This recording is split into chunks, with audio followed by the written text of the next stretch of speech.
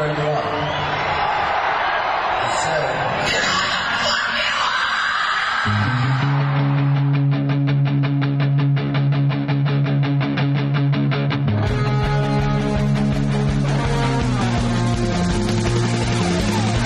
This is Appetite for Distortion.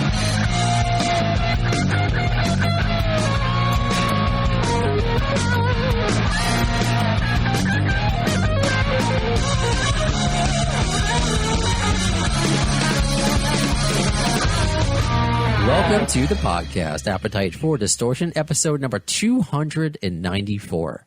My name is Brando, Mr. Eric Martin. Thank you. Where are you today, if you don't mind me asking? Hey, Brando. I called you Brandon for some reason. I like Brando better. Let's go with that.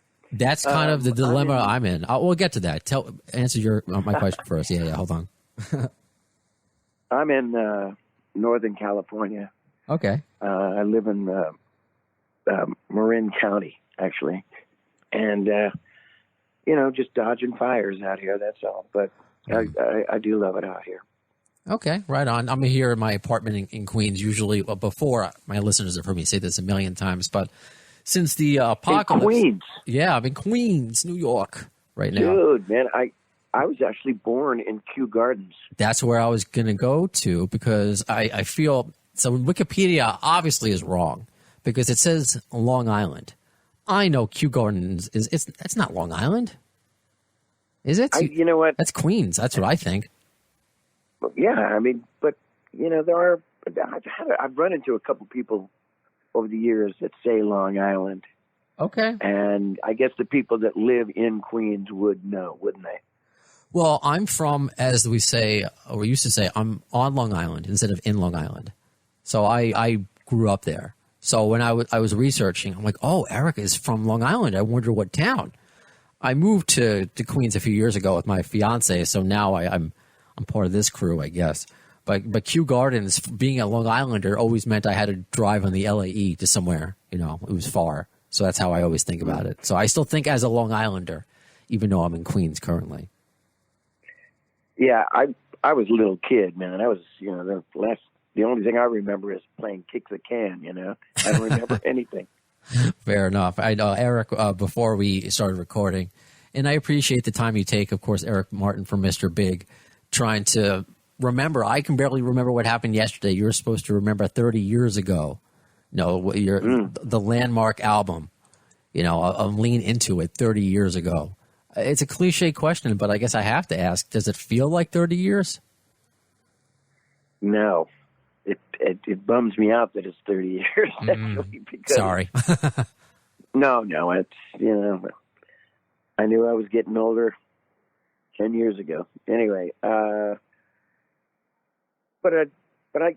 this is the God's honest truth. I'm actually celebrating it and relaxing and happy about it now. Back 30 years ago, I was so panicked that it wasn't going to be number one for very long. I was just freaked out. I was in shock that it was number one. I couldn't believe that it was like spread like wildfire all over the world. It's like number one in about 15 countries. Yeah. And or top 10, that kind of thing. But I was freaked out. Now I'm actually 30 years later, popping champagne. I think as you should be. You should be extremely proud. And my listeners were excited to hear from you, so I'll get to some questions from them later on. But not to make you feel older. I mean, I feel old, and you're going to laugh at me. I don't care. You're going to laugh. I mean, I've done a lot of great things musically. All my dreams came true. I have twin 16-year-old boys. And, granted, I was kind of unlucky in the love department many times, but, yeah, I know. I've been married a couple of times. I call myself a serial husband. That's all right. You're a collector. I've done a lot of fun stuff, and I don't regret any of it. Right on. Any of the, yeah. No, I like that. But the segue was just not to make you feel older because I turned 38 in a week. So you may be laughing because I feel old. I got grays in my beard, you know. I've been in radio for, you know, it's true. I mean, I've been. Oh my God. Well, you know, if you think you're old, you're not. You're not. That's what they tell me. But I think back because this seems like a long ago to me. Because 1991, yeah, obviously I was young. So, but I mean, Mr. Big, being a rock fan, always was in my consciousness. But I wasn't a huge bar goer in college. I went to Hofstra. If you're from you know, Kew Gardens, you know Hofstra then, right? Hofstra University? Yeah, absolutely. So that's where I went. I wasn't a big bar goer, especially since a lot of them would play rap music and dance music during the week. As you know. Well, that was your generation. Yeah, sorry about that. Playing rap music and everything like that, and which is nothing wrong with it, but good rap is fine. I like 90s rap. Not a lot of rock and roll, I guess. No, I mean, there was whatever. It's some. It was better in 1991. We'll say that.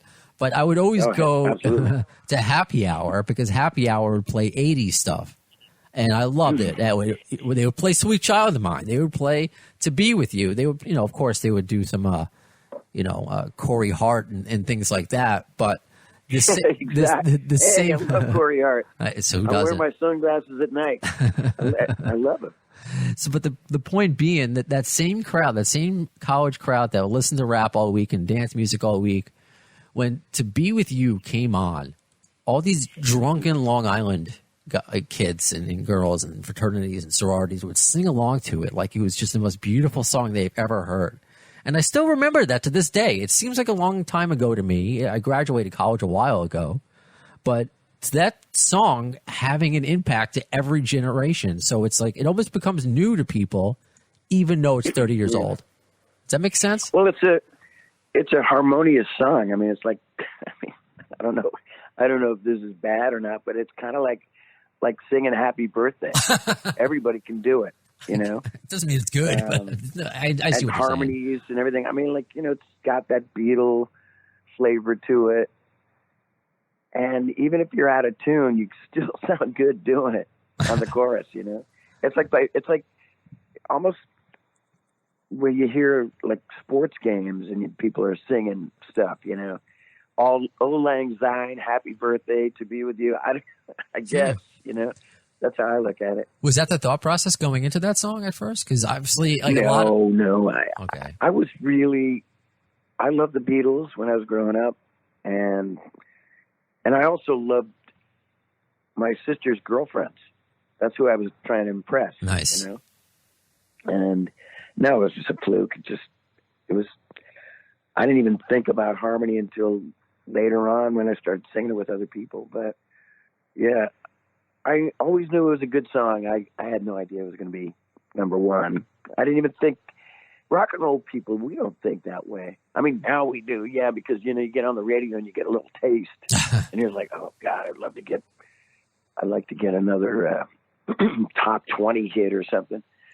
I remember the record company back in the day, after To Be With You was so successful on that, and Lean Into It was our second album. Every album after that was like, give me that next To Be With You, you know? But we didn't set off to, you know, write the hit or write hits. We just wanted to have enough notoriety that we can keep going as a band and not get dropped. I've been dropped a few times on labels. Just we wanted to maybe have a record company, you know, massage our career a little bit, you know, get just stay afloat. And I had a little comfortable little cottage, a little apartment, and I went on tour, and this was a great life, you know. I didn't know it could get any better, but I found that out, you know. Right on. So you look back on it, and seemingly it sounds you were joking around, but very fondly, because there are those, especially from that era, that may get pigeonholed. I mean, it can happen in any era, whether you're an actor or a musician, that you want they want you to play one role, but you don't seem bitter about that at all. That like, oh, like produce this, you know, and then maybe that doesn't equal you can't equal that height of success, but you seem to not care. You just wanted to do it for the love of music. Is that safe to say? It is safe to say. I mean, our first album was kind of meat and potatoes, rock and roll. And the second album, we wrote a bunch of songs. But our main thing was every time we did a record, it was like, how would it sound live? And, you know, even like that Lean Into It, the what do you call that? You know, the chronological order of the songs, that was our set. You know, I'm sorry, I'm all over the place about answering this specific question. I'm usually all over the place by asking them. So it's par for the course. Yeah. You're in the right I'm a little place. scatterbrained. I was smarter 30 years ago. So was I. You're in the right place. But, you know, actually, I've been saying this a little bit lately that, so the first album was Little Meat and Potatoes. Second album, since our guitar player, Paul Gilbert, he brought in a song called Green Tinted 60s Mind that changed the whole kind of our sound a bit. It wasn't just this one thing that we're going to be doing the rest of our lives. It was more, there was diversity in the music.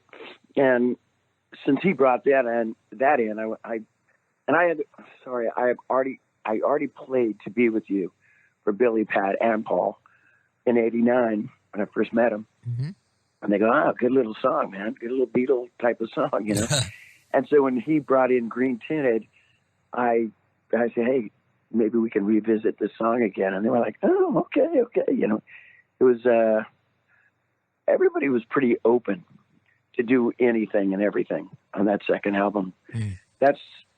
I think that changed that kept us going. You know, I was writing with other people as well. And I brought my songwriting partner who I'd written some solo stuff with. His name is Andre Pessis. And I brought him into the mix, almost like a fifth Beatle, to write with Billy, Pat, and Paul, and myself. And that was mainly because of, he's a great writer. Him and I come up with these really cool lyrics and stuff, but it was mainly for logistics because I had to commute back and forth to LA from, you know, the San Francisco Bay Area, and so was Andre. And I had to go back and forth. And like, and Paul Gilbert would send me cassettes, and I'd go through them, and then I wouldn't be getting together with those guys until weeks later. So it was just so much easier writing with Andre that way. Oh, God, you want to ask your question again? Because I'm just space. I'm a spaceman today. No, all good. I mean, I appreciate your time. And again, you're in the right place. I want to get all these kind of stories and free associate. That's kind of what because it's not so much, it's an interview technically, but it's a conversation. So wherever it goes, you're here. You're here with me. So it's all good. I never look at it as an interview. That's why. So I get, when I do interviews and there's the cameras on me and then the little red lights on, I freak out. I'm like nervous. But talking in front of an audience, no problem. But having a conversation like this, a lot easier. It's like talking to your bartender. Yeah, that's essentially the what I like about, you know, radio, and that's kind of the atmosphere that I want to create. I want people, those who listen, to sound like they're all in the room together. That's the feel of it. So that's why I want to include all the listener questions who are excited to hear from you. This is actually more of a comment, but you'll appreciate it anyway. This is from Ken Block Jr. Met him in 1994 with Mr. Big, and he couldn't have been a nicer guy. The whole band was incredibly nice. He was one of the best live singers you could ask for. So I just want to let you know that. And this is from That makes me feel, oh, man. Thank you, man. God, that makes me, I love a compliment. You know, it's so funny. I mean, look, sometimes when really huge fans or fans that follow you around, you know, forever, and they've seen you a million times, and they'll come to the gig and they just want to know, when's the next gig? Yeah. Where are you going next? You know, and like, God, sometimes I just wish that, you know, it was like, oh, you were great tonight. That doesn't happen all the time. It really doesn't. I know it. Oh, God. It goes a long way. I mean, not to be showing my boo-boos here, but it's true though. I mean, little compliments go a long way, especially now in the social media age where it's so anything new comes out. It's like a bunch of Beavis and Buttheads. I like Beavis and Butthead, but as a cartoon. But when everyone's like, "Oh, this sucks, it's terrible," no, it's you want the positives. That's why I don't wanted to make sure. I read some of these to you, and he's from North Carolina. Oh no! If you got negative, I can handle it too. It's okay. Oh no, I've heard it. No negative at all. So this is actually, and it's from all over. So as Ken was from North Carolina. This is from Rafael Torres from Rio de Janeiro. So I have listeners all over, actually.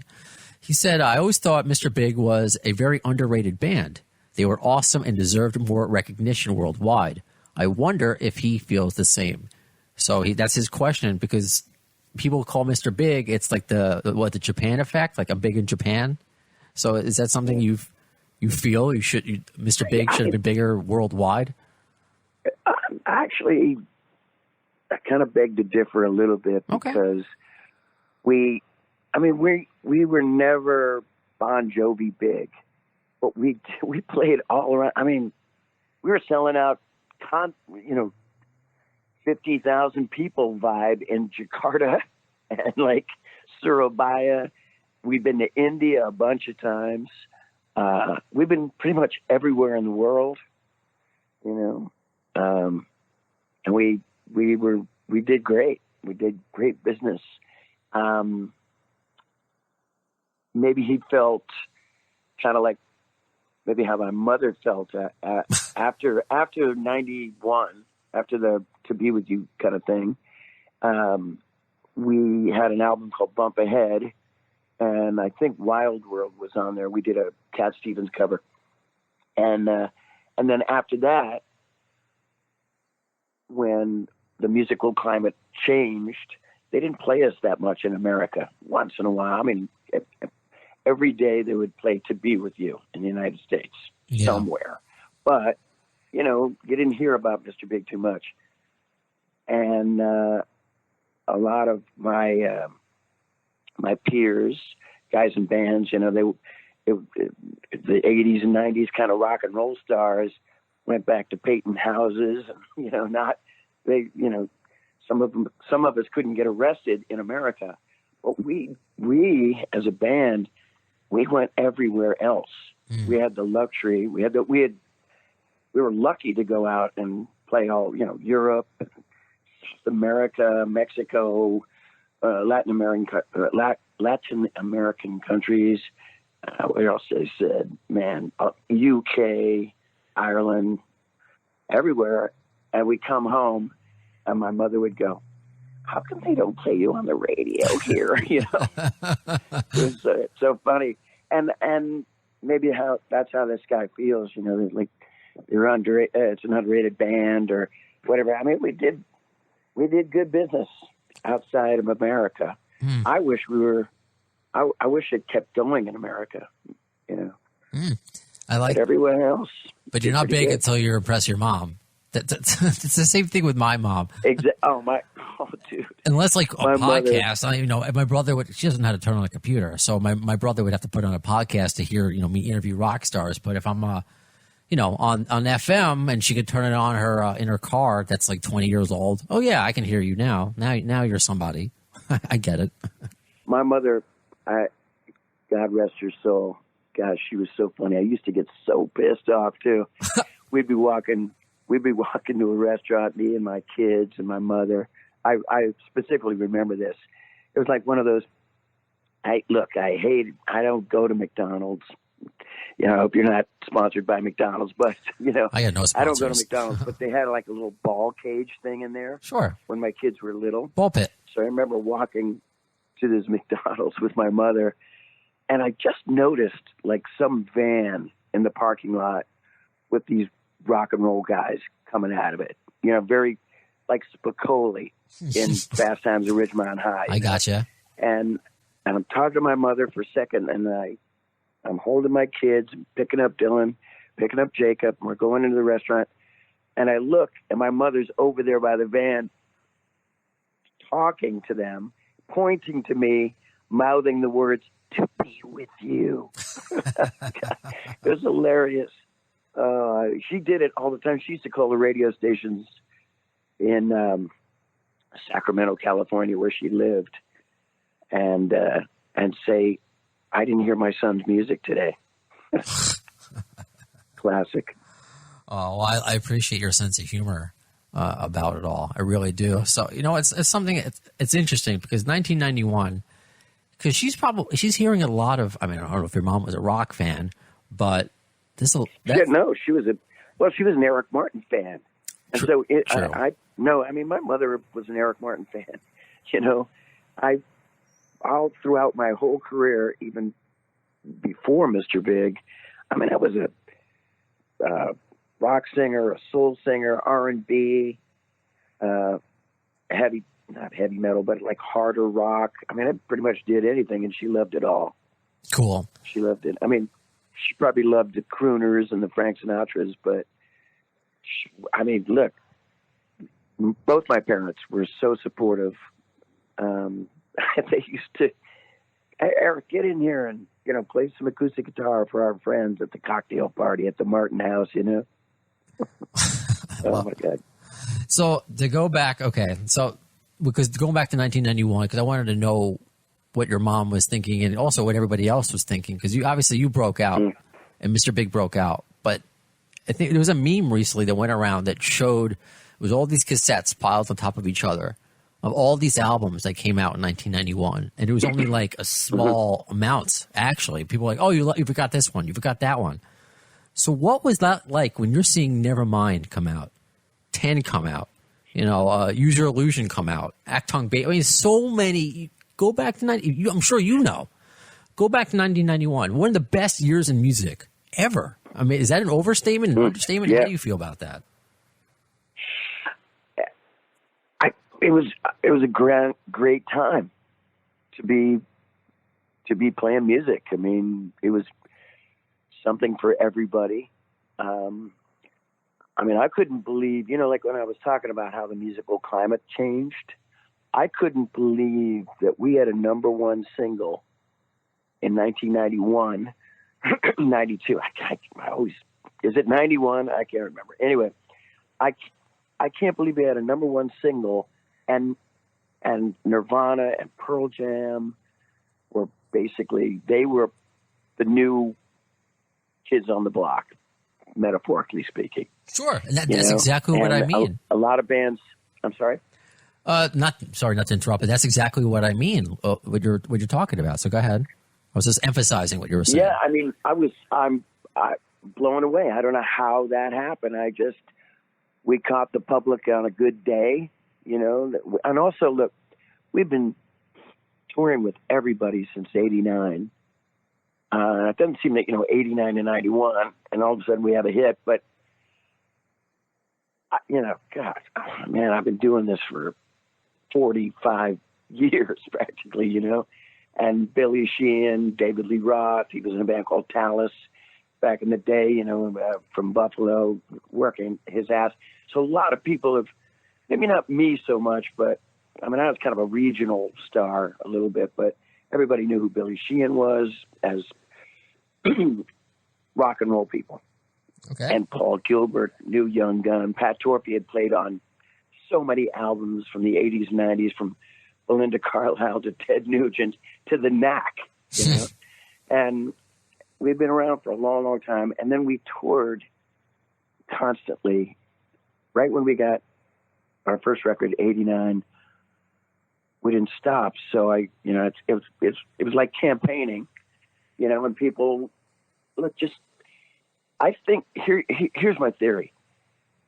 I think everybody, they love Nirvana, they love Pearl Jam, they still love the rock and roll, but radio kind of dictated what we were supposed to listen to,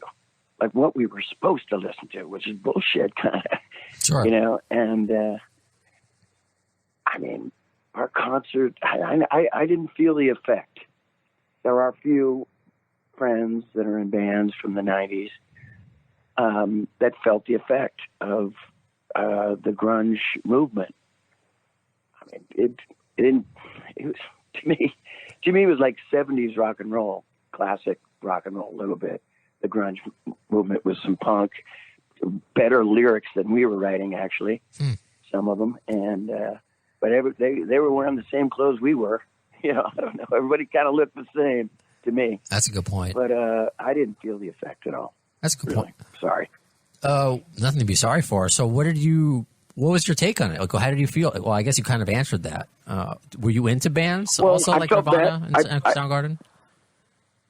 I'm sorry? I was just asking if you were like into bands. Like, were you a fan of bands like Nirvana and Soundgarden? Yeah, no, I didn't want to because it was like peer pressure because of all the other friends that were in bands and they weren't on the radio anymore, or the concerts were, you know, it was like crowd light and they weren't getting the attention that they once did. And they were blaming it on Nirvana and Pearl Jam, but it's evolution. It's rock and roll evolution. It's okay. My mother and father used to say the same thing when they loved 40 swing.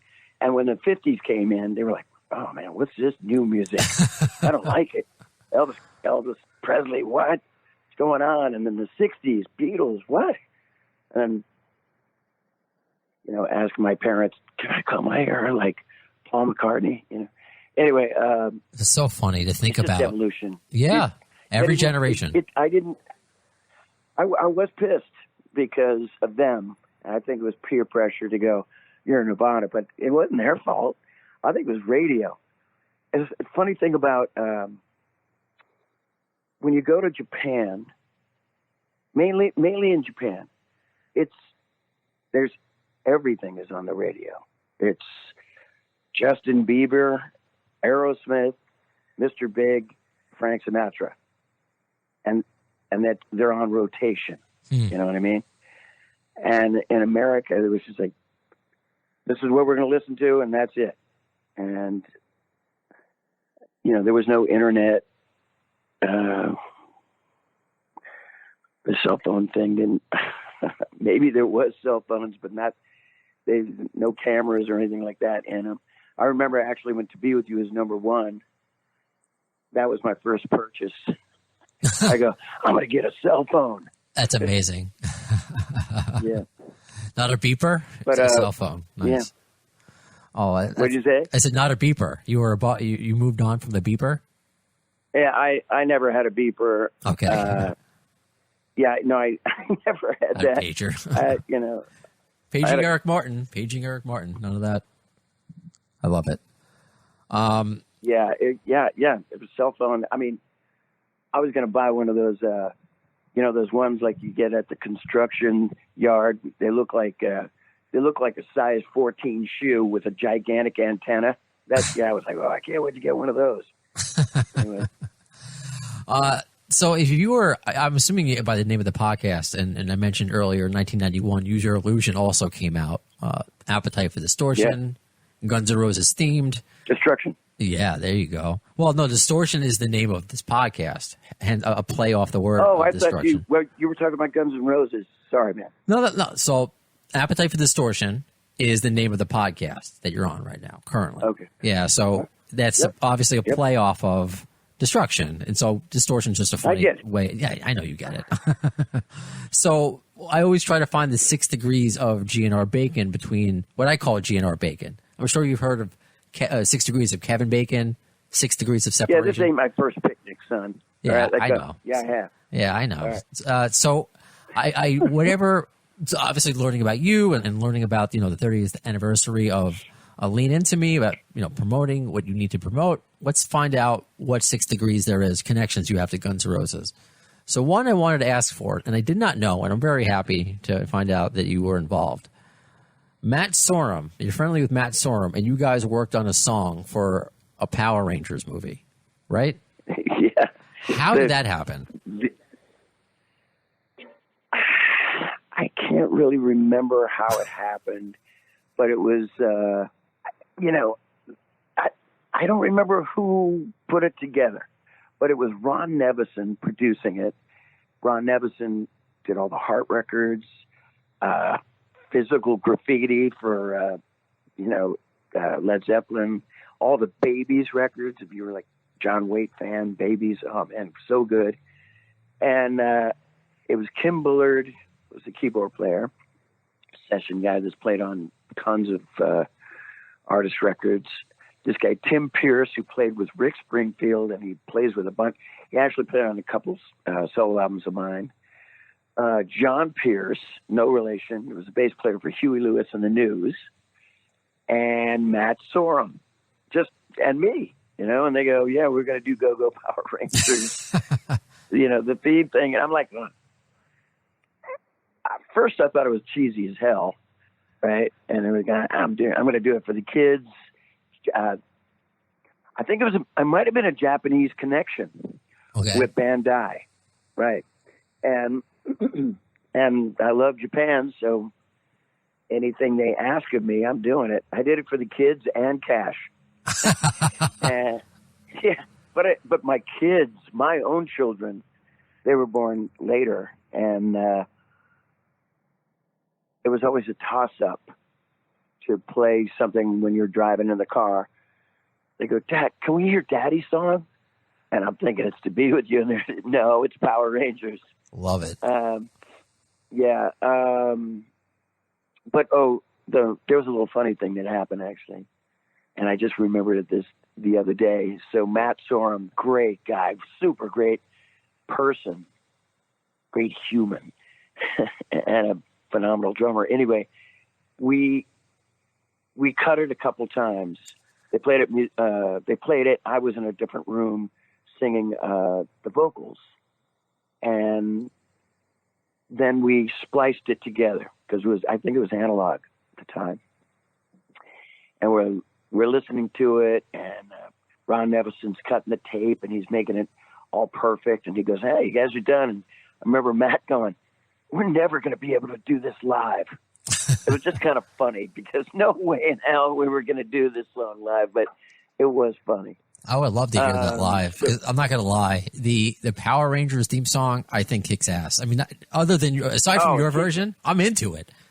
It's one of those theme songs that's on my playlist. But, dude, it kicks ass, but I've never, I've done soundtracks before, and I've sung on people's records, and they got some squirrely lyrics that I've sung before where I'm just conveying a message or whatever, but I have never sung the words, the ability to morph and to even up the score. I love it. And it was, I go, I can't wait to do this. Oh, my voice was so high. It was perfect. I mean, we were all kind of giggling when we were doing it, but it turned out great. It really did. State-of-the-art kind of sound, too. And for those who don't know, the Power Rangers Orchestra, which was on the Mighty Morphin Power Rangers, the movie. I'm of the age of, I did watch the show growing up. And yeah, there's a lot of nostalgia about it, but I had no idea. I'm like, Eric Martin and Matt Sorum did this? I mean, it just blows me. So does that, like the Japanese connection, is that why you do so many films and cartoon roles, I guess? Video games, is that? Yeah, I've done a couple of, I've done some animation for Japan and all that, but, I got to start putting on my credits. It says, Eric Martin, and then it'll say, Eric Martin Band, Mr. Big. I'm a part of a rock opera in Germany, so Avantasia. So I'm going to have to put Power Rangers Orchestra on that thing too. Oh my God, you should. You should be so proud of that. Wave my freak flag. Yeah, I know we're celebrating the 30th year of Lean Into It. It's very be proud of that. But Power Rangers, come on, that's the highlight of your career, I'm sure. Well, it's a highlight because it's when you look back on it now, it's kind of a campy thing. I love video games and animation, Japanese anime, and Power Rangers. It was kind of, I didn't watch Power Rangers. I'm older, right? Sure. But it's kind of become like a kind of a cult following, in the what I was going to say MAGA. It's not MAGA. And graphic novels and the animation stuff, people in Japan, they say it with pride. I'm right there with them. Sure, and I think it just goes to show you, I use this analogy, I think I used it with Dee Snider, that you have so many different crayons in your crayon box that, you could rock with the best of them. And you have the accidental ballad, which turns out to be, I mean, like the biggest hit in the world. But then you can do anime, you can do movies. I mean, you're not a one trick pony, and I think that's something to be so proud of, and your fans to follow you. It seems like nobody's, Eric's doing this now. No. Everyone seems to be digging it. Oh yeah, Eric Martin's doing this now. So it's been very cool to see the progress over the last 30 years of what you've done in addition to Mr. Big. I enjoyed doing it. I mean, I started off as kind of an R&B singer. I mean, I was a drummer when I was a kid. My dad was a drummer, taught me how to play drums, and I was in this little band when I was a kid, and there was a singer that didn't show up for rehearsal, so I sang. And I did this song called Celebrate. It's a Motown song, but Rare Earth did it, this band from the 70s, late 60s. And the drummer sung the song. And I kind of did it. And I loved singing R&B, and I really wanted to. My dream actually was to get in some sort of a funky and soul kind of band when I was younger for the longest time. And then all these other, and then I found that I could sing Beatles music kind of, and I could sing rock and roll and even metal. Oh my God. I'm embarrassed to even say it. If the three guys that were in the band, they're going to hear this name. They haven't heard it in years, but I was in a band in high school. It was a heavy metal band. It was called Fire Beast. Nice. How about that? Fire Beast. I like it. Fire Beast. You mean the guy in Fire Beast wrote that song to be with you? Anyway, classic. Anyway,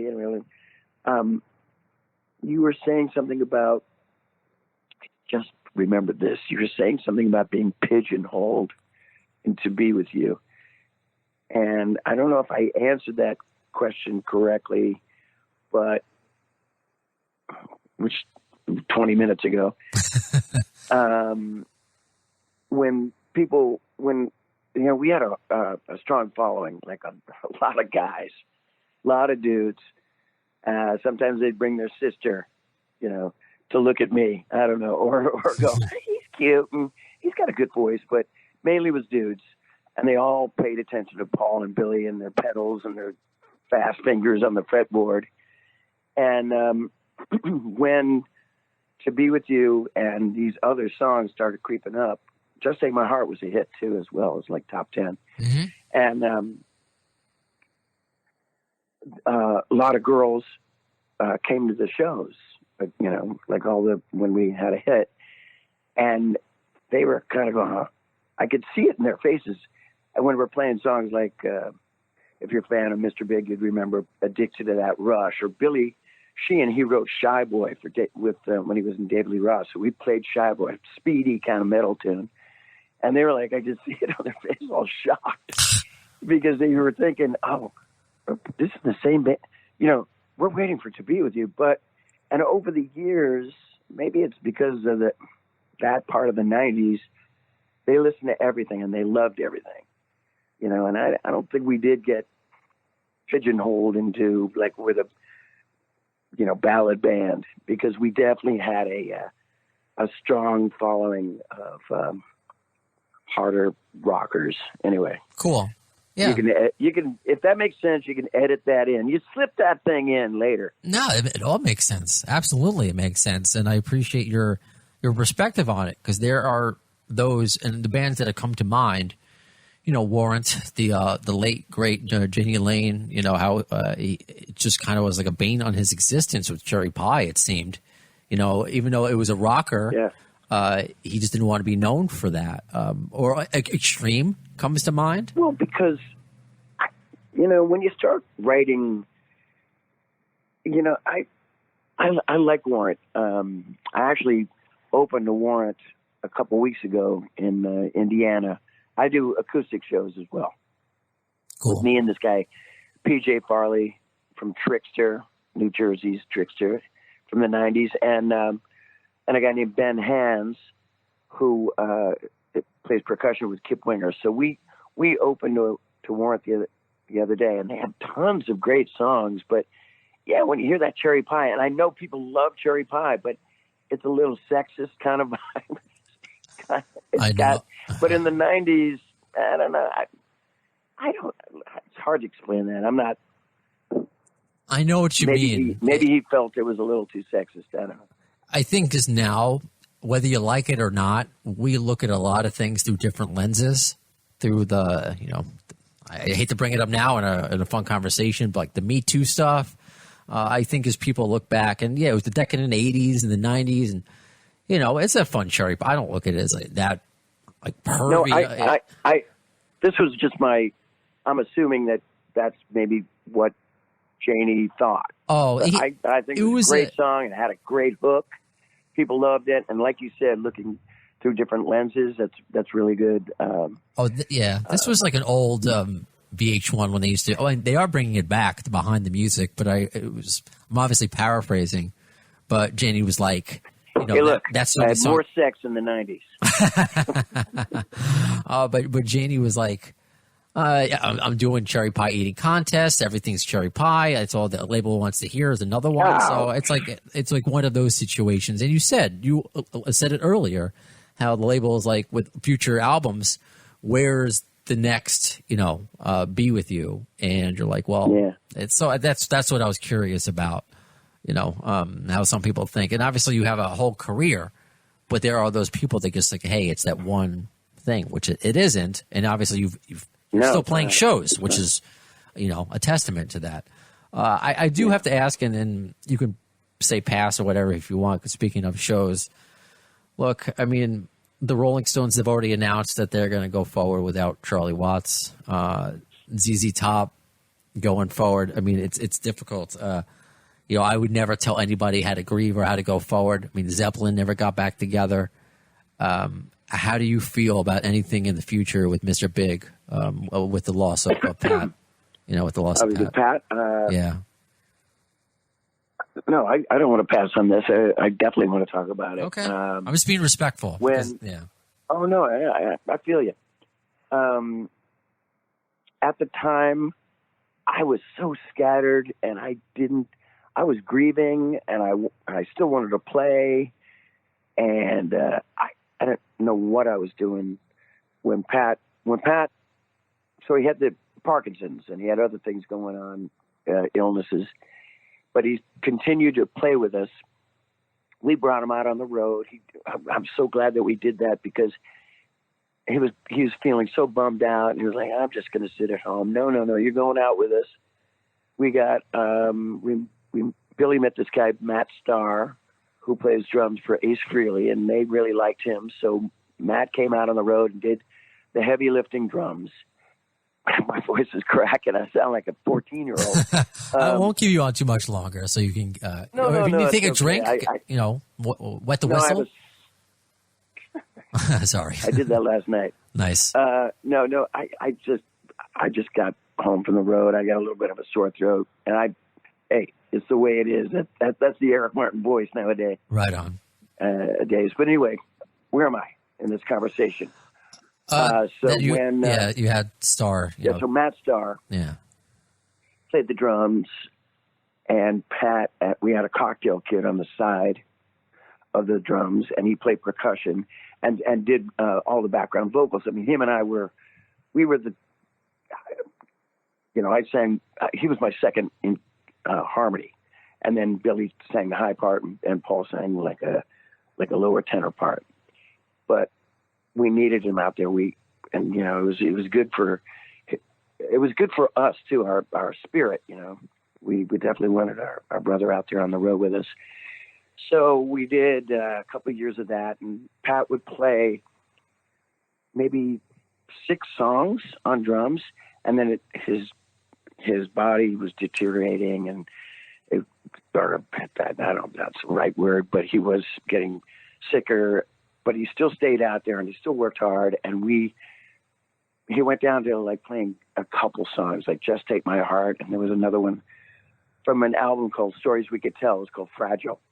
Anyway, he played, which is apropos. Anyway, so he played those songs and then he passed. And we had we were contracted to play a tour with Extreme in Australia. And I want to say, I don't know how long it was. It had to be about 4 to 5 months after he passed. So we played in Australia, and then we also played in Europe in festivals. Incredibly surreal to look back and not see your brother back there. And you know how the people say, you know, it's hard to grieve. Grieving is tough. Yeah. It's so sad and it's hard to move forward. But you got to keep working. But in a way that masks the problem. You know, we were working and we were doing, and we talked about Pat all the time and we were working really hard. And then we came home and then it was like a bolt of lightning. It hit me. And I remember doing these interviews about Pat. And I had this thing in my mind. I don't even want to go on about this, but I didn't know what I wanted to do. Did I want to move forward? In one interview, I said, I'm done. I'm not doing this without Pat. And in another interview, I said, I would like to do a record, like a last hurrah, and maybe have drummers that Pat liked, you know, and maybe to do like a tribute. A tribute to, what's the other word? Like a homage to Pat. Okay. That's a cool idea. And then another interview, I'm done. You know, I was so scattered. Right. So here it is. After that Europe thing, I don't think we did another gig. I want to say that was 2018. And to this day, we've done other projects. We've put out a couple live records, and then now we got the 30th anniversary. But I've talked to Billy maybe once a month. I haven't talked to Paul in years, and I talked to Pat's wife, right? And I think because of this resurgence for this 30th anniversary, which is starting to get my blood going, I'm in so many different bands and played so many different things with the rock opera, the acoustic thing, this solo rock and roll thing I got going. A lot of irons in the fire, but my first love is Mr. Big, and I would do it in a heartbeat, and I wouldn't feel bad about it. I'd feel like, without sounding so cliche, I think Pat would go, "What are you, stupid? Get back out there," you know?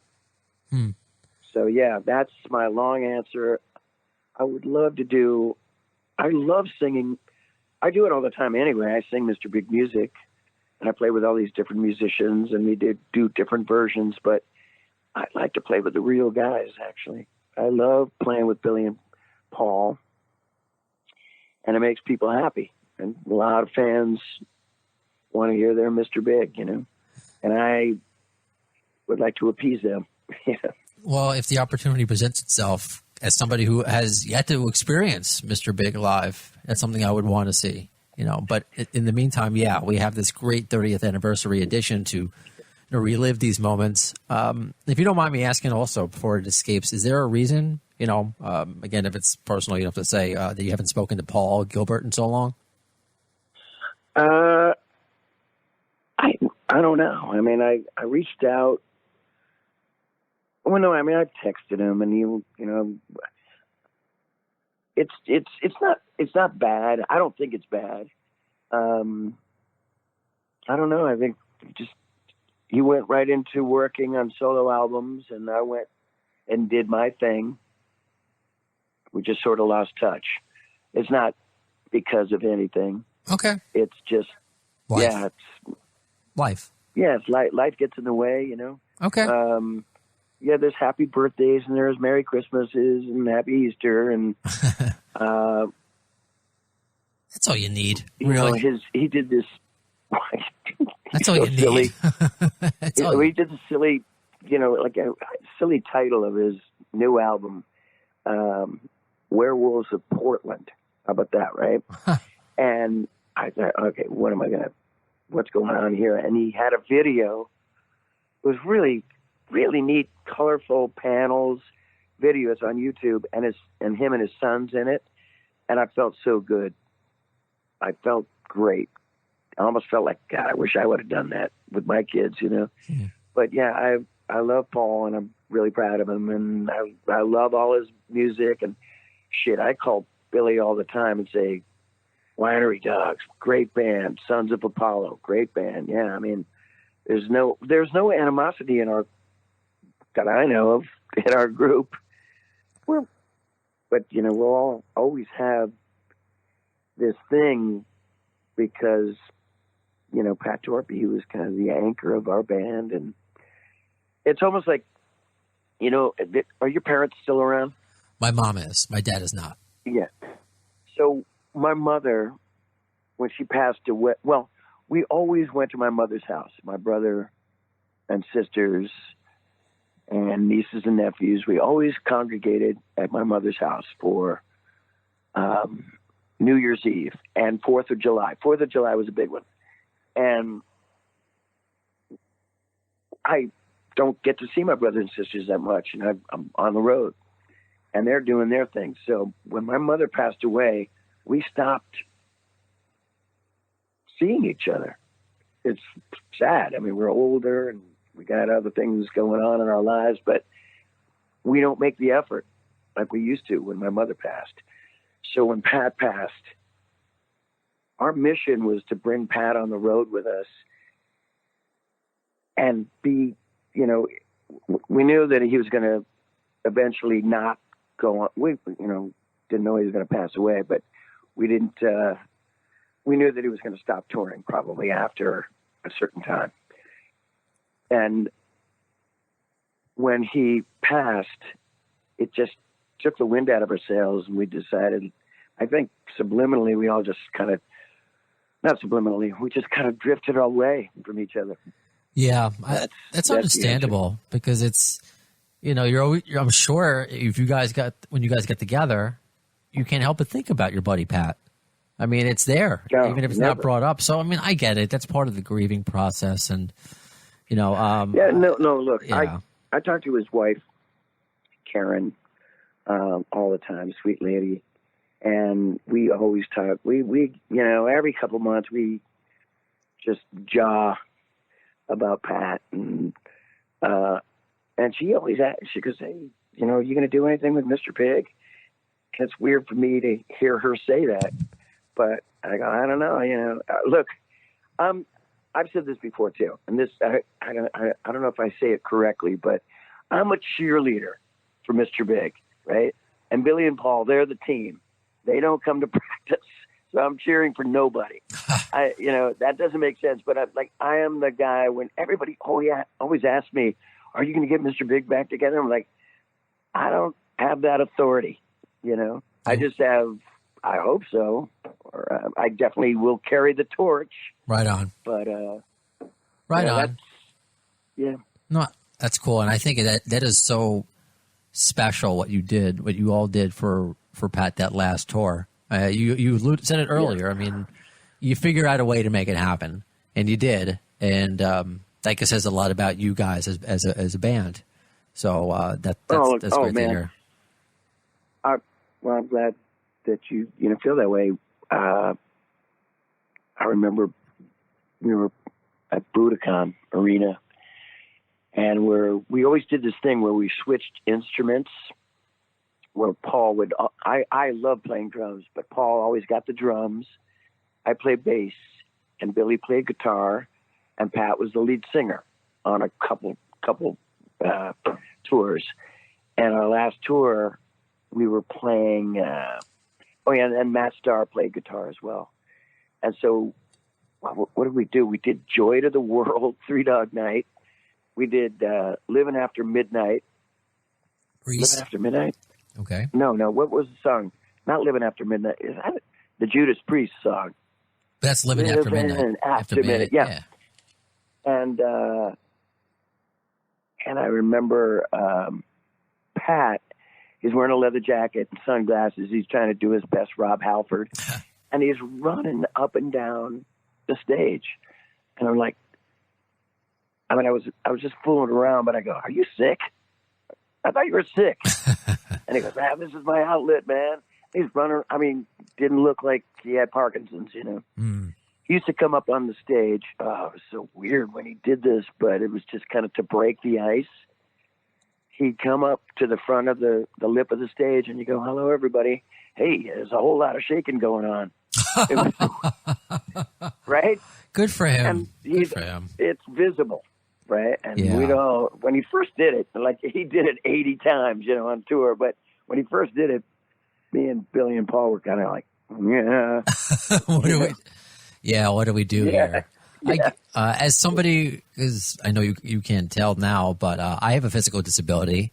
I wear leg braces, have a cane. I mean, I shake a little bit. Most people just think like, right. I don't know. It's nothing crazy. Like my hands, that's why my photos always suck. I always have to like try not to get shake too much. But you got to, sometimes I make jokes about it. Like when I had to start using a cane, I would just tell people I fell from heaven. And then they oh, well, I know. I like that. But they would look at me like, wait, what? Because since I'm a rocker, a tattoo, they probably just thought I was being like a douche with a cane, just like that was part of my shtick. That would happen too. So that's why I had to come up with jokes. Gotta have. Yeah. I like that. Thank you. You can use it. I'm glad Pat did that because there was times when, I mean, even when he told me we were doing that Stories We Could Tell album. And then I want to say it's way after, that was a few years ago. And I'm sitting on the couch. I'm showing him, I wrote, Billy and Paul were on the road doing clinics and stuff. So it was a guy named Pat Regan, who's our producer, and me and Pat Torpy, and we're at Pat's house. He had a recording studio in there. And he's just sitting on the couch. He had like a drum machine that he was playing because I had acoustic guitar, and I'm showing him all these songs that I had sort of rewritten. I found like a bunch of old stuff that, some not throwaways, but, some stuff that didn't make it. Paul Gilbert used to call them sniglets. They're like tons of little sniglets of songs. And I kind of cut and pasted them all together and made a really cool record that all of us wrote together. Some of us like forgot. I remember even showing it to Billy and Paul. Hey, remember that song? I go, no, I don't remember that. Well, you wrote it, and I wrote it, and it's called I Forget to Breathe or whatever. And I was sitting there, and Pat goes, I got something to tell you. And he had tears in his eyes, and he goes, I have Parkinson's. And we already knew something was going on. We thought some sort of neurological thing was happening. Because when we got back together in 2009, and we were doing this album called What If, he would drop a stick or he skipped a beat, and that never happened. And he goes, I don't know what's wrong with my foot. It can't stay, it's shaking once in a while, and then it goes away. And we didn't know what it was, and we put it to bed, and he did a tour, and it was great. But here we are sitting on the couch, telling me he's got Parkinson's, and I'm freaked out. I don't know what to do, and he's kind of tearing up, and I just sounds so disingenuous, but this is the only thing I could think of. I pulled a Cher from the movie Moonstruck, and she says to her boyfriend in the movie, and I said the same thing to Pat. I go, snap out of it. Let's go. Let's get back to work. Right? He might have needed that. And he was like, okay, let's go. Let's do it. Right on. And it was almost the same thing where he says, when he's on the lip of Budokan stage and saying there's a whole lot of shaking going on, kind of breaks the ice, Yeah. But anyway, yeah. Well, I appreciate you sharing all of that. I mean, a lot of people can relate. I mean, my fiance's dad has Parkinson's. I mean, it affects a lot of people. So hopefully more awareness out there. Something can be done. I'm lucky I can live my life. I have demyelinating peripheral neuropathy. It's very sexy. It's kind of like the I have no pain. It's kind of like just like the nerve version of MS, if you want to call it that. Like it's more of like weakness and maybe a balance thing. So that's why I wear, leg braces and a cane. But like, have you had it your whole life? More or less.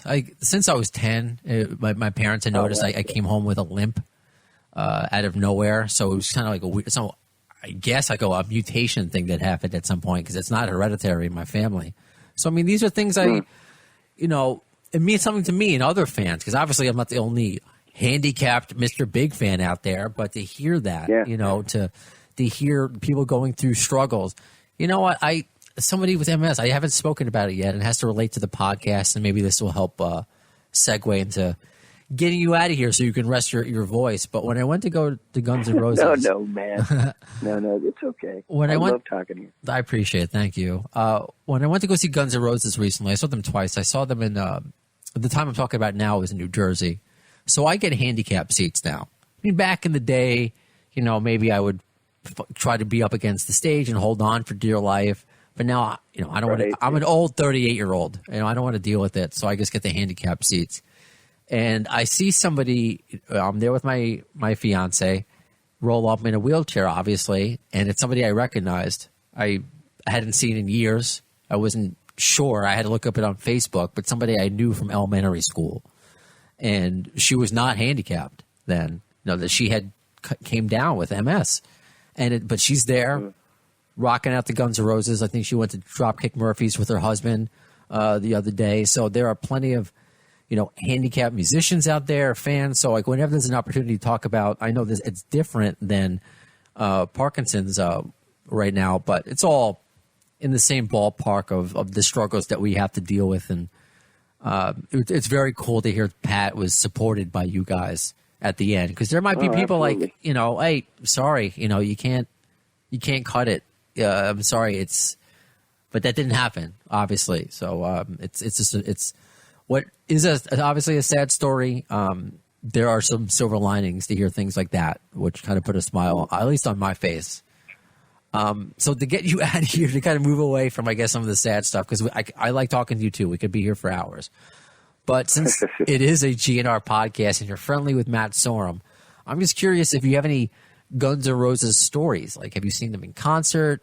Do you know any of the guys other than Matt Sorum? Anything GN'R related that you could possibly share? I played with Duff McKagan a couple times at festivals. I think Mr. Big were on tour, and we were, I want to say this is a place called, I'm probably getting it wrong. I've been to Europe so many times, and I can't believe I'm going to get this wrong. Leipzig, Germany. Leipzig, something like that. And there's a big festival out by the airport. Thousands of people, easily 100 maybe, And Duff McKagan was opening in the beginning. I went in and talked to him too, and I know all these guys that actually worked for Guns N' Roses back in the day. This guy Tom Mayhew and his brother, and just a bunch of people that have worked in that organization. So anyway, here I went backstage and I kind of hung out with Duff after his show, and he gave me a T-shirt. It was Duff McKagan's, I think, Loaded. Yeah. And I go, I'm going to wear this on stage. And he goes, you don't have to do that. And I go, no, I'm going to wear it. Mainly because all my shit was dirty. Anyway, not just mainly. I love Guns N' Roses. They're a great band. And I've seen them play live a few times. I actually saw them with Metallica. And it was neck and neck, man, because Metallica actually was pretty good. It was the first time I ever seen them. But I wore a Duff McKagan shirt on a bunch of Mr. Big festivals after that. It looked cool. That's a good 6 degrees. I like that. Yeah. I didn't... and I played with... God. I'm going to say Dizzy... It's not Dizzy Reed. What's the other guy? Well... I can't remember. The guitar player. Oh, Izzy Stradlin you're talking about? No. Oh, Slash, Richard you got Fortas. Dizzy, you got an Izzy. and it's the other guy. What's the Richard Fortis? That's the other guitar player. No, Then Slash. that's two. It's back Gilby. Oh, Gilby. I had to forget it. Gilby. Okay, Gilby Clark. Yep. So I've done some gigs with Gilby as like I think I opened to him or he opened to me. I can't remember, but just my connection is Duff and Matt and Gilby. I know Bumblefoot. You know, we have a lot of the same friends. I was like, I never met Axel. I would like to at one day, and I have run into Slash. I was introduced to Slash once, so nice people. It's so funny to hear, and I'm curious if anyone else who listens to the podcast picks up on it. Those who, when I ask this question, like, I've never met Axel, but I would like to. It's kind of a situation, but I would love to know your opinion, I guess, of Axel as a vocalist. But what do you think about him? I look at him more as a performer, and I didn't really care for some of it. I love Guns N' Roses. Trust me, I love it. It's kind of almost a thing where, God, I know you're gonna have like Motley Crue fans going, that Eric Martin, he sucks. I didn't care for Vince Neil either, but certain songs made I was Dr. Feelgood kicked ass. Cool song. His voice sounds great. November Rain floored me. And then I became an instant, then I trained my ear to go there. Because I'm more, like I said, I like the soul rockers like Paul Rogers and with melody and soul, And I didn't get Axel in the beginning. And then when I heard him do November Rain or Live and Let Die, actually, that's when I kind of went, oh man, this guy's got something. Okay. To be perfectly honest. Which is what I want. And I like that perspective too. And that's what I said about you early on. And I think what Axel wanted to show after Appetite of all these different crayons in his box that he can do in November Rain, when he's not just, it's so easy. One last thing, just because it's something I forgot to ask earlier while I got you here. Is there any more to the story about, I forget how I'm paraphrasing, I think something that you said, chickening out of a Van Halen audition? Oh, man, I'm not going there. That's the biggest thorn in my side, man. Okay, I know what you're going to say. Okay, so I was invited to audition for Van Halen, okay? Talked to him on the phone 2 or 3 times, flew down to L.A., or up to L.A., knew people that worked for the Van Halen organization, knew Michael Anthony, actually. But, yeah, the first, just to be asked to come on down and, hey, like he said, quote, so I did a record with Danny Korchmar and Greg Ladani, who both produced Building the Perfect Beast. And all the musicians that had played on that record played on my record. We were in the same studio together. So Danny Korchmar was in New York, and he ran into Eddie, and he said, this kid's really good, and we just did a record, and blah, blah, blah, blah. So here's a quote. He calls me up, and he goes, hey, I'm Edward Van Halen, and Danny Korchmar told me about you. I listened to your record, and man, you're a great singer, but I hate your record. He goes, I hate your record. And I recorded the conversation with one of those little suction cup little dealios, because nobody was going to believe me. Eddie Van Halen's calling my house, right? And it was a really cheesy recorder. And I still had the cassette, and I listened to it, and I was like, hey, this is Ed Van Halen, And I'm going, yeah. And he goes, my voice is I was so nervous. And he goes, he even said, are you all right? And he goes, Yeah, I love your voice, man. You got a great singing voice. But I hate your record. You shouldn't be doing that kind of stuff. And I'm on the recording going, yeah, you're right. You're right, man. It does suck. And I'm on Capitol Records. The record just came out. I'm like, you're right, man. It sucks. Whatever he said. Yeah, yes, Eddie, sure. Totally stupid, you know. And anyway. So you still have that? I'm not going to go down this avenue. I'm just saying, yeah, I chickened out. and I wish I would have done it.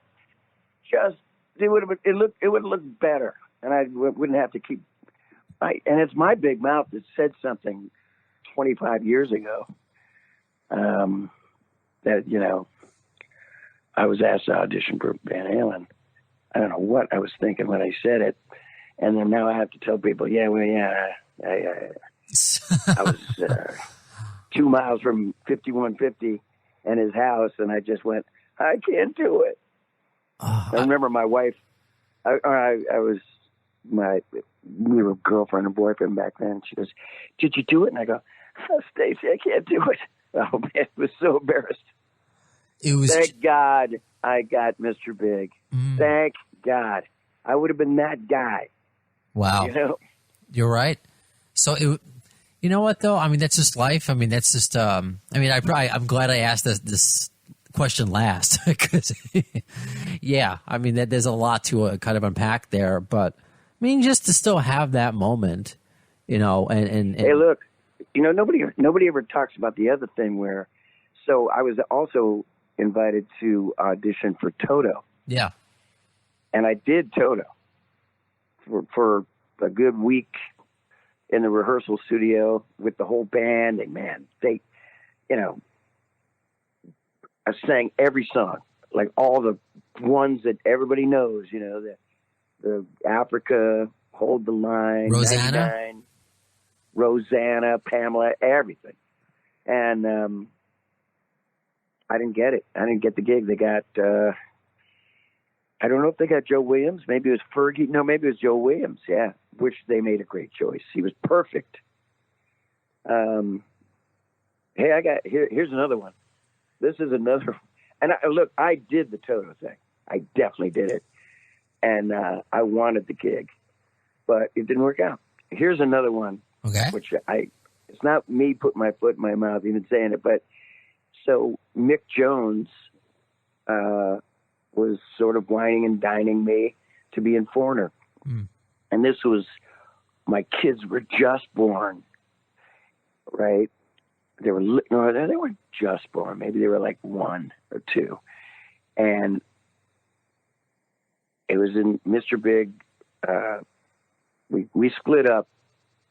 You know, we had Richie Kotzen for a minute for 2 albums, Get Over It and Actual Size. And I want to say that was 2004 or 5 when they called Foreigner. Anyway, Mr. Big we had taken this long ass hiatus for about 5-6 years and didn't get back together until 2009. But in the interim, I had nothing going on.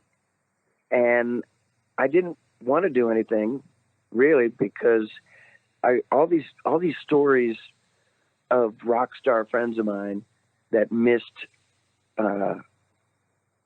births of their children or didn't, you know, I had the luxury of, it was a fluke, you know, it was kind of a bummer that Mr. Big wasn't doing anything, but I had the luxury of staying home for about 2 or 3 years to raise my children with my wife, you know? And then Foreigner called, and good Lord, I wanted that gig so bad. And Mick Jones sent me I still have them, the real basic tracks without the vocal on it of Feels Like the First Time, Cold as Ice, and Urgent, right? Mm-hmm. And I went in the recording studio, or I think we had a recording studio at the time, my wife and I, and just a little 12 track or whatever it was. And I sung those songs and I sent them back and he wanted me to do it. And it wasn't chickening out. I waited out, and I went, I really want this gig, but I'm going to disappear from my son's life. And I said, no, I'm not going to do it. I sang the song knowing in the back of my head, look, I should have did that Van Halen thing. I could have had bragging rights, but I'm going to do this just so it's on record that I did something, you know? And I did it. And then I didn't chicken out. I just went, forget it, man. I can't, I'm not leaving my kids, because my two biggest dreams in my life was to get in a really great rock and roll band where I saw the world. And my second dream was to have children. And you did both. I wanted to be a dad, and I wasn't going to ruin it.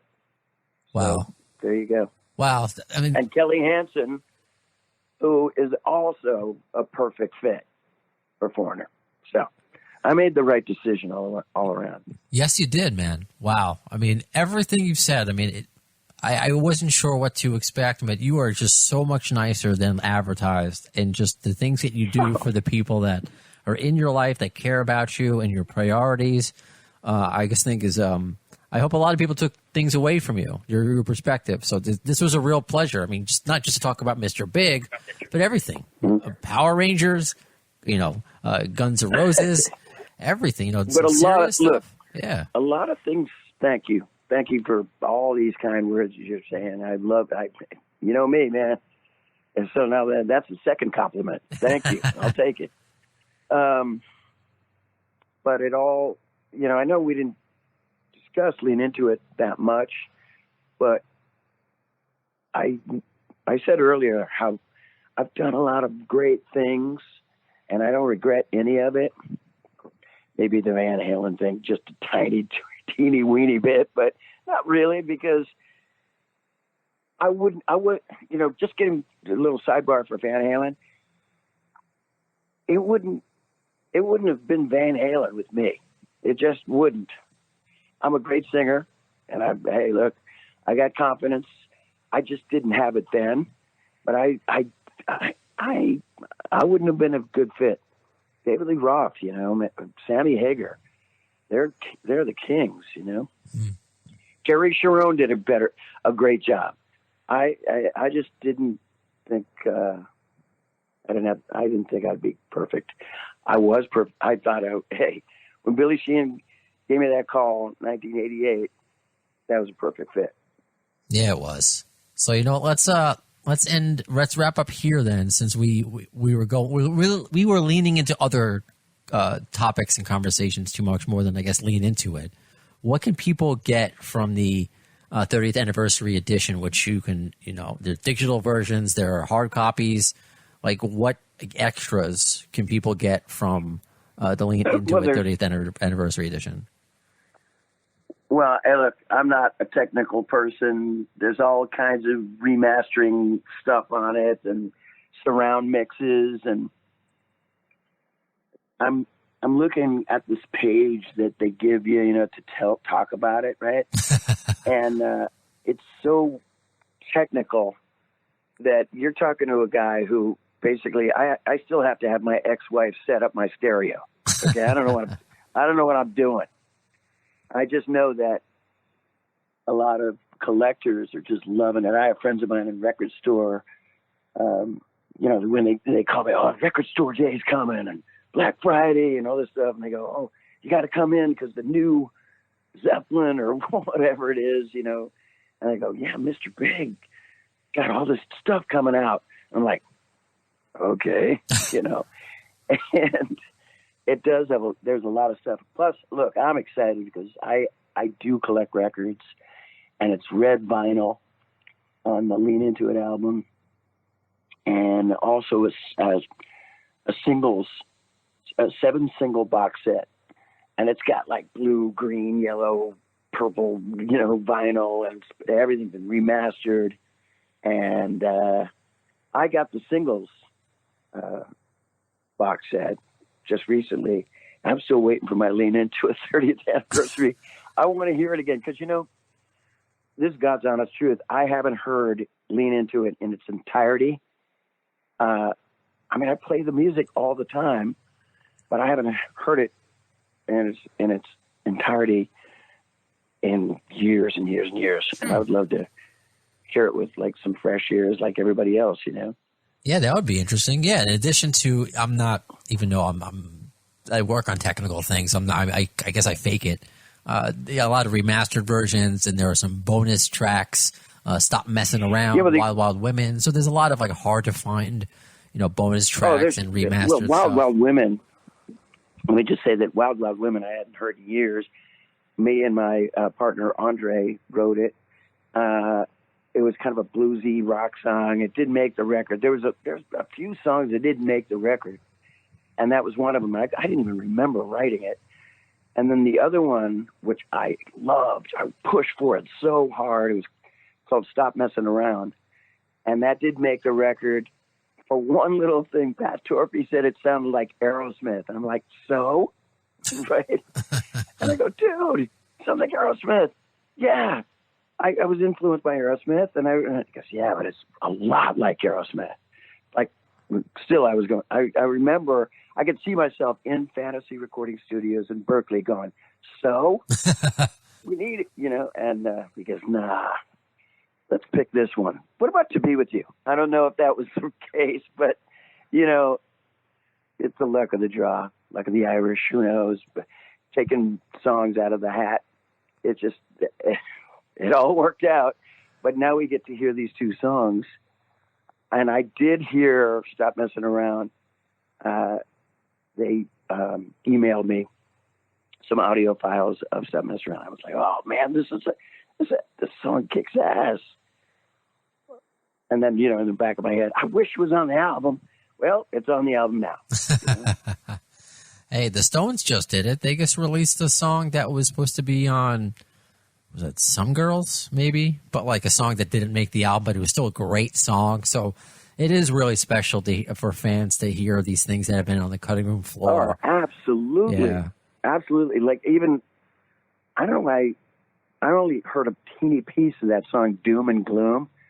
I love the Rolling Stones, but I was on the airplane coming back from Atlanta, and that Country Honk album, and Doom and Gloom, and there's something else on there too. But yeah, I like these little bonus tracks. So the ones that didn't make it, there's a lot of tunes, a lot of sniglets, and a lot of tunes that Mr. Big wrote that didn't make it. Hey, coming from a Guns N' Roses fan, where we are begging for new music that we know exists, we don't get it. Maybe we will in the future. But meanwhile, we get Mr. Big, which is, I'm not going to complain. Oh, I can't forget this. So this whole time we're doing this interview, one of my three cats is next to me, sleeping, and his name is Mr. Big.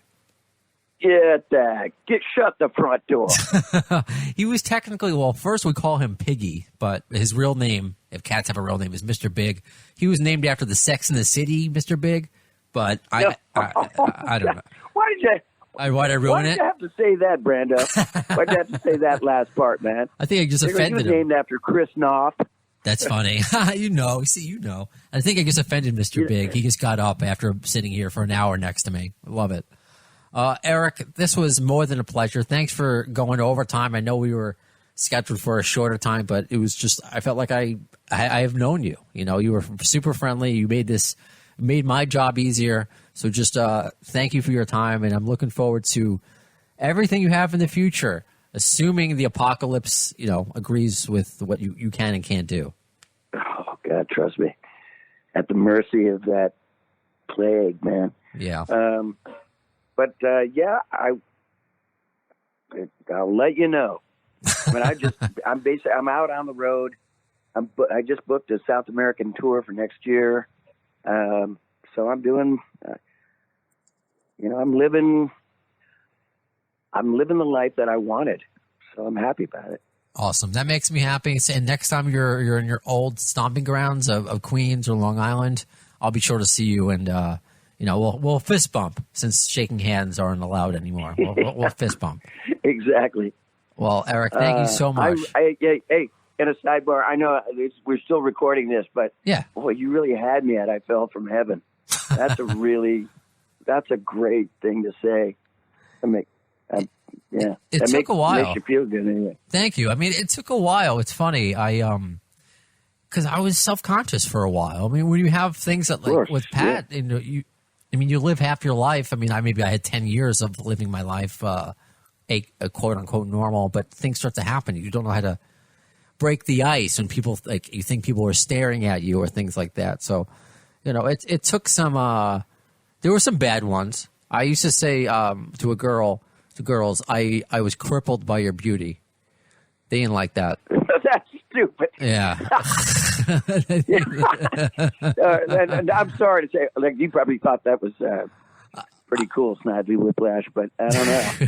It wasn't that. It never flowed that well. And like, no, don't say that. So, hey, look, you got to dip your toes in the water. I get it. Yeah, exactly. So now, my fiance couldn't care less. So we go to concerts everywhere together. I have a cane in one hand, her hand in my other hand, and let's go. So that's why it's life is good, bro. Yeah, life is good. Hey, that sounds good. All right, I'm gonna go and make some. I'm going out with my sons tonight. Okay. To a Chinese restaurant. I haven't seen them in a week. Boys' night out. All right. Well, I hope you get good fortune in your cookie. And Eric, again, this was a pleasure. Thank you so much. Thank you. Good talking to you. Well, we're going to do this again. I see the future. All right. Awesome. Usually I'm the one that says I want to do this again. You beat me to it. So thank you, Eric. Thank God you didn't say, usually I'm the one that says I'm the one who wants to be with you. All right. You know what's funny? And my listeners will laugh. My last episode where I was teasing that you were coming on, I said, I really want to be with Eric Martin then. But I'm like, I'm not going to say that to him on the episode. So I'm going to get it out now. So I really did get it out in the episode before this. So it's really funny. Yeah, because how many hack DJs say that to you? Well, everyone? Oh, are you kidding? Oh, my. All right. Yeah. I mean, every fan mail back in the day, it was that way. Well, it was hilarious. All right. Well, look. Hey, look. I know you got so much stuff to edit or whatever you do, but I got to tell you this really quick. So when Lean Into It came out, there was about 4 singles that came out first, and then To Be With You. And they didn't put it out. They just started playing it. He was playing like this guy, John. I remember the guy. His name was John Terry from Lincoln, Nebraska. He did a Smash or Trash thing. Him and a few other DJs and program directors around the country did it, and it spread like wildfire. Anyway, the good old days. When we were working that Lean Into It album, nobody really knew who I was. MTV was just starting to play the To Be With You thing. And most people knew Billy and Paul, but they knew me after the gigs. They go, you're the singer, dude. Could you go get Billy? All the time. Like nice. Forever. And even not in San Francisco. I was like, they go, Eric, but no, everywhere else, you're the singer, dude. And when To Be With You was number one, it put my face on the map. Everybody, oh my God, like it was just, I felt it, I was in London with Mr. Big in the airport, and his family from India are, they got all their luggage and they got a baby carriage and the whole bit. And the mother just screams and runs over, and Pat Torpy was so pissed off. She knocked Pat over, and he fell over a suitcase, and she's like hugging me and crying. Right? And I'm like, oh, God, Jesus, wow, this is like people know me. And so I was playing this gig in the United States, and the same kind of thing.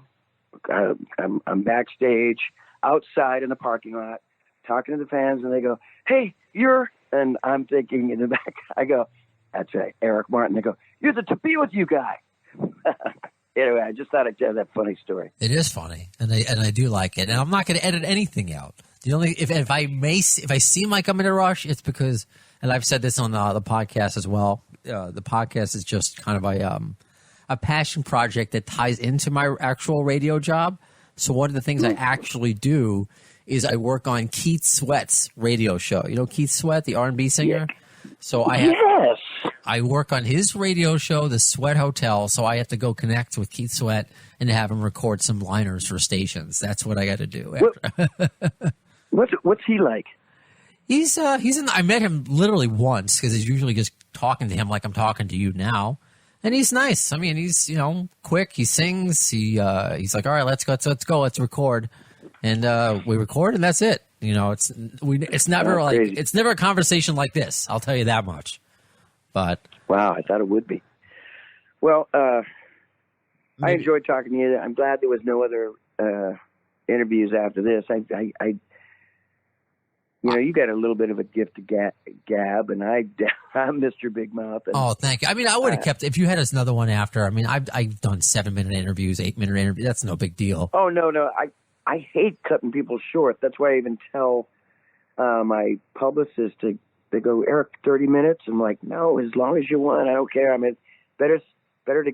I mean, I'll let you know. Like hey, look, I got to catch a train or I got to go clean the refrigerator. I got to go. I have to. I get it. But in my head, honestly, I had a half an hour in my head, but it's feedback from listeners because podcasting is, as we talk about radio, podcasting is obviously different. So it's like, what's the right length? If there is a right length, and people could stop and start as much as they want. And I also look at how the conversation is going. This was a great conversation. It doesn't feel like an hour and a half. So this is great. So this was a pleasure. And I won't even get to say it. I hope we get to do this again because you said that. So I look forward to see what's coming out. If you'll do another Power Rangers movie or what's going to happen. We'll see. You love the Power I know. I just love it. I love it.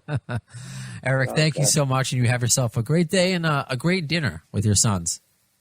Thanks, brother. All right. I'll see you, Brando. Thanks. So that does it for this episode of Appetite for Distortion. Thanks again for hanging out. However you consume the podcast, whether it's on iHeartRadio, Apple Podcasts, Spotify, or you watch on our YouTube channel, just thanks for spending some time with this Guns N' Roses themed podcast. I know there's a lot of ways to entertain yourself nowadays, and the fact that you choose this to be part of your day, it's awesome. It's what keeps me motivated, keeps me going. Also, what keeps me going is the fact that I am scheduled to interview Jerry Cantrell for the next episode. You never know what can happen, but as far as confirmed goes, it's confirmed. Maybe not Axel Rose loving Taco Bell, as he famously tweeted, level of confirmed, but what is? But that should be. That should be the next episode. And please keep submitting, volunteering to do reviews on this podcast. That's been a great, kind of a surprise, honestly. I think I started it just, this past month, August, as this is the first episode of September, so just last month, really. So I want to say, and he's responding right now on Instagram. So this is in real time, because you can, however you want to, reach out. It's been on Facebook. People have hit me up. People hit me up on email at theafdshow@gmail.com, Twitter. So this is Steve Fisher.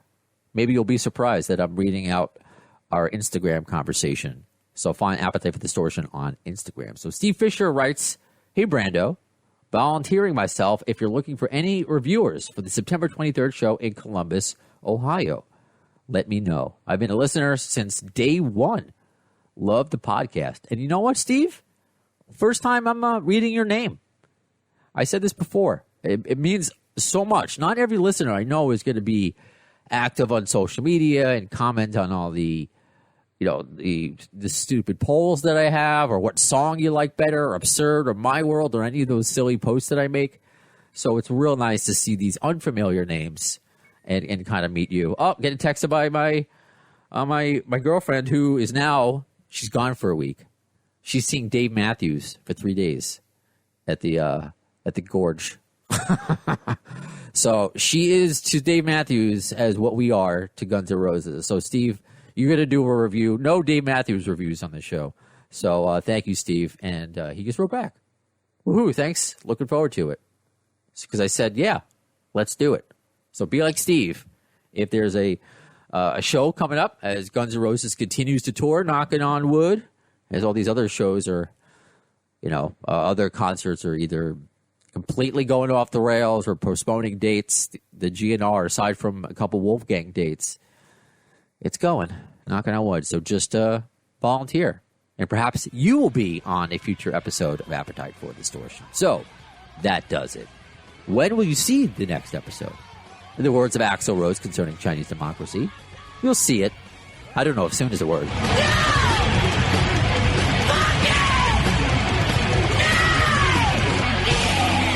Thanks to the lame-ass security, I'm going home.